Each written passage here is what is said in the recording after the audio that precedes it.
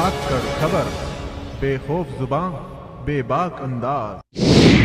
धाकड़ खबर के धाकड़ खबर के इंटरनेशनल बुलेटिन के प्लेटफॉर्म पे आपका एक बार फिर स्वागत है। हम आपके पास सामने पेश करते हैं धाकड़ खबर की जो इंटरनेशनल खबरें हैं, अंतर्राष्ट्रीय खबरें हैं, बैन अवी खबरें हैं, उनका एक प्लेटफॉर्म पे एक साथ संगठित एक कंसोलिडेटेड रूप हम आपके सामने पेश करते हैं। आप सबसे पहले हम चलते हैं बीबीसी की तरफ। बीबीसी ने कहा कि अमेरिका के राष्ट्रपति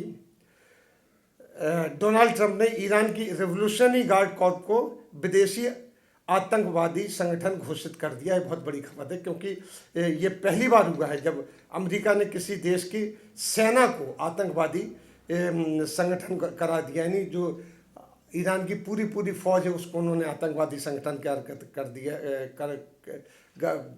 डिक्लेयर कर दिया ट्रंप ने। ज्ञात रहे ईरान के साथ जब सबसे पहले अमेरिका अंतर्राष्ट्रीय परमाणु बंद करार तोड़ा है, तब से ये इनका चल रहा है। दोनों देशों के बीच तनाव बहुत ज़्यादा बढ़ गया जब से ईरान ने परमाणु करार तोड़ा है। इस घोषणा के बाद अमेरिकी विदेश मंत्री ने कहा कि ईरान के नेता क्रांतिकारी नहीं है, कोई भी क्रांतिकारी नहीं है। अमेरिका ने यह घोषणा ईरान के लोगों की बेहतर जिंदगी के लिए की है। ईरान में ये जो रेवोल्यूशन कॉर्प है 1979 में रेवोल्यूशनरी गार्ड की स्थापना की गई थी, जिसको आयतुल्ला खुमैनी ने गठित किया था। ये फौज है एक किस्म से ईरान की। दूसरी खबर है भारत द्वारा पाकिस्तान के F-16 का गिरने वाली जो तस्वीरें पेश की हैं, भारत ने पाकिस्तान में जो F-16 को गिराया उसकी कुछ तस्वीरें उन्होंने पेश की हैं, जिसमें पता चलता है कि भारत ने F-16 गिराया है, पर इसे पाकिस्तान ने खारिज कर दिया। पाकिस्तान सेना के प्रवक्ता मेजर जनरल आसिफ गफूर ने ट्वीट किया है और कहा है कि बार बार ट्वीट करने से झूठ सच नहीं हो जाता है। उन्होंने भारत के ऊपर पलट के आरोप लगाया है। एक दूसरी खबर की तरफ बढ़ते हैं बीबीसी के। बीबीसी ने सवाल किया है कि क्या बाबा रामदेव अपना सियासी आसन बदल रहे हैं।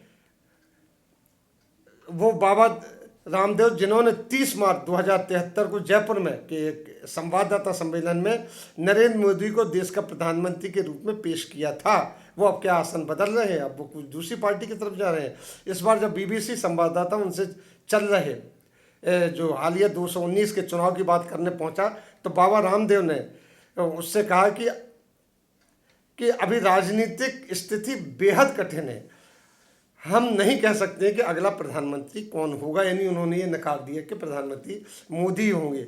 इस देश का नेतृत्व कौन करेगा, लेकिन स्थिति बहुत रोचक है। यानी बाबा रामदेव जो बीजेपी के और मोदी का समर्थन करते हो, बीजेपी के ऊपर अपना आसन लगा के योगा गुरु की जगह मिलोनियर एक बिजनेसमैन हो गए हैं। उनकी ये बात है कि वो भी अभी मोदी जी के आएंगे कि नहीं आएंगे उस पर विश्वास नहीं कर रहे हैं। अल जजीरा की तरफ चलते हैं। लीबिया की राजधानी त्रिपोली का हवाई अड्डा, जो इस समय लीबिया में अकेला हवाई अड्डा चालू है, जनरल खलीफा हफ्तार और राष्ट्रसंघ की समर्थित फौजों के मध्य चल रहे युद्ध के कारण क्षतिग्रस्त हो गया है। राजधानी त्रिपोली में कब्जे के लिए जबरदस्त लड़ाई चल रही है। इंडोनेशिया में हो रही राष्ट्रपति चुनाव में इस बार विदेशों में रह रहे 9 लाख अप्रवासी इंडोनेशियन को वोट डालेंगे। 9 लाख जो अप्रवासी इंडोनेशियन है, पहले वहाँ ये चीज़ नहीं थी, वो अब वोट डालेंगे। नाइजीरिया अपने कुल बजट का 4% ही स्वास्थ्य सेवाओं पर खर्च करता है नाइजीरिया में। लिहाजा वहाँ के अस्पताल खस्ताहाल हैं। वहाँ यही कारण है कि वहाँ के डॉक्टर देश छोड़कर जा रहे हैं। पिछले सालों में लगभग 2000 डॉक्टर विदेशों में जाकर काम ढूंढ रहे हैं। वहाँ की जो हेल्थ पॉलिसी है वो सिर्फ 4% ही खर्च करता है। अमेरिका ने सऊदी अरब के जमाल खशोगी के कत्ल में शामिल 16 और लोगों को अमेरिका में एंट्री बैन कर दी है। इससे पहले 17 लोगों की संपत्ति जब्त कर ली थी अमेरिका ने, जिसमें सऊद अल कुर्तानी भी शामिल हैं, जो कि सऊदी प्रिंस मोहम्मद बिन सलमान के करीबी सलाहकार कहे जाते हैं, और माहिर मुतरब जो कि खशोगी के कत्ल में शामिल थे। खशोगी जर्नलिस्ट थे, उनका कत्ल हुआ था टर्की की सऊदी एजेंसी में। उसके बाद अमेरिका ने ये कार्रवाई की है। अफगानिस्तान और तालिबान में जो जंग अफगानिस्तान में छिड़ी हुई है, उसमें 3 अमेरिकन सैनिकों को एक ठेकेदार को कार बम द्वारा अटैक करके मार दिया गया है। भारत में हो रहे चुनाव में मोदी ने कश्मीर में लागू स्पेशल एक्ट की धारा 35A को ख़त्म करने का संकल्प दोहराया है। इस कानून के तहत कश्मीर के बाहर का कोई भी नागरिक जम्मू कश्मीर में जायदाद नहीं खरीद सकता है। वहीं कश्मीरी नेताओं ने कहा है कि इस संवैधानिक कानून को समाप्त कर देने से कश्मीर में और भी तनाव बढ़ेगा। गल्फ न्यूज़ की तरफ से पाकिस्तान के पूर्व राष्ट्रपति परवेज़ मुशर्रफ ने दावा किया है कि उनके कार्यकाल में जैश ए मोहम्मद ने भारत में हमले किए थे। उन्होंने ये भी कहा है कि ये हमले ISI के इशारे पर किए गए थे। आगे उन्होंने कहा है कि हमेशा जैश ए मोहम्मद का आतंकी संगठन ही कहा जाता है। परवेज़ मुशर्रफ आजकल दुबई में निर्वासन जिंदगी बसर कर रहे हैं। उनका ये दावा पहले भी रहा था कि जैश ए मोहम्मद हिंदुस्तान पर हमले करता है ISI के इशारे पर। दक्षिणी अफ्रीका में गांधी वॉक यानी गांधी यात्रा के 34वें संस्करण में 5000 लोगों ने भाग लिया।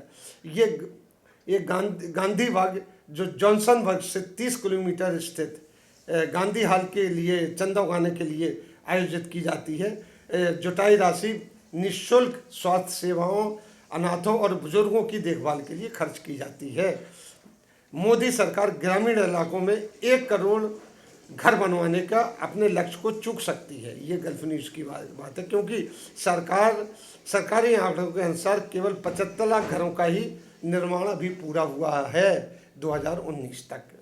2018 की उन्होंने दी है। CNN की तरफ बढ़ते हैं।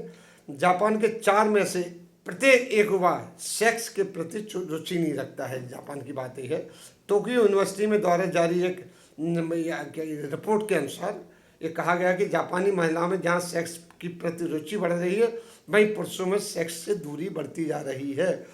ब्रुनेई में समलैंगिक को पत्थर मार देने का कानून के बाद मलेशिया और इंडोनेशिया के समलैंगिकों को डर लग रहा है कि कहीं ये शरिया कानून यहाँ भी लागू न किया जाए। ब्रुनेई में शरिया लॉ 1 अप्रैल से लागू कर दिया गया है।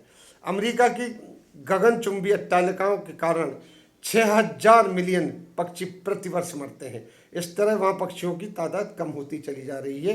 ये आपकी CNN की खबर है। अब हम चलते हैं नवाए वक्त की ओर, पाकिस्तान के अखबारों की तरफ। पाकिस्तान के अखबार नवाए वक्त का कहना है कि करतारपुर साहिब की कॉरिडोर पर बातचीत अब फिर दोबारा शुरू होगी। इस बैठक में इनमें निर्माण से जुड़े एक्सपर्ट भी शामिल होंगे। बीच में गतिरोध पैदा हो गया था बातचीत में, अब फिर से शुरू हो रही है। पाकिस्तान के कमांडर जनरल मैकेंजी जो आजकल पाकिस्तान के दौरे पर हैं, उन्होंने आतंकवाद के खिलाफ उठाए गए अमेरिका के कमांडर जनरल मैकेंजी जो आजकल पाकिस्तान के दौरे पर हैं, उन्होंने आतंकवाद के खिलाफ उठाए गए पाकिस्तान के कदमों की तारीफ की है। पाकिस्तान के वित्त मंत्री असद इमरान का मानना है कि पाकिस्तान की अर्थव्यवस्था को सुदृढ़ होने में अभी 2 से 2.5 साल तक लगेंगे। पाकिस्तान के प्रधानमंत्री इमरान खान के ऑफिस में आग भड़क उठी है और ये आग लगने के समय इमरान खान अपने ऑफिस में नहीं थे।